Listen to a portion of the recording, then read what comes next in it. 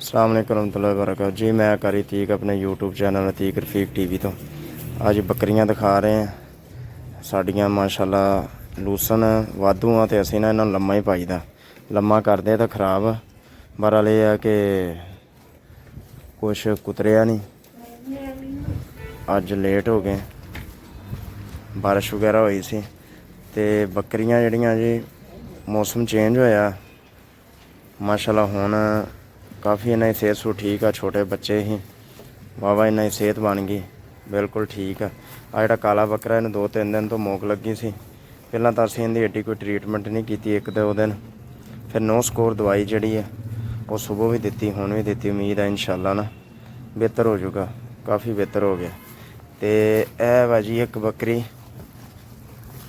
तैयार हो रही है, ये असीं वेचनी है। ਜਿਹੜਾ कोई दोस्त शौक रखता होवे ना साडे नाल राबता कर सकदा। बकरी तीसरा सूआ सूना, पिछला सूआ साडे कोल सूई सी, पहलन पाठा ही लैके आंदी सी, यानी कि सूई होई पछड़ साडे कोल ही बनी, साडे कोल ही इन्हें बच्चे दिते ते आ दूसरी वारी तैयार हुई है, यानी साडे कोल दूसरी वारी तैयार हुई है।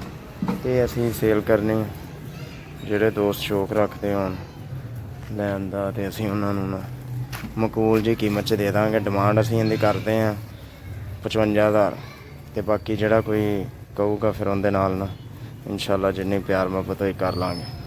अस्सलाम वालेकुम रहमतुल्लाहि व बरकातहू।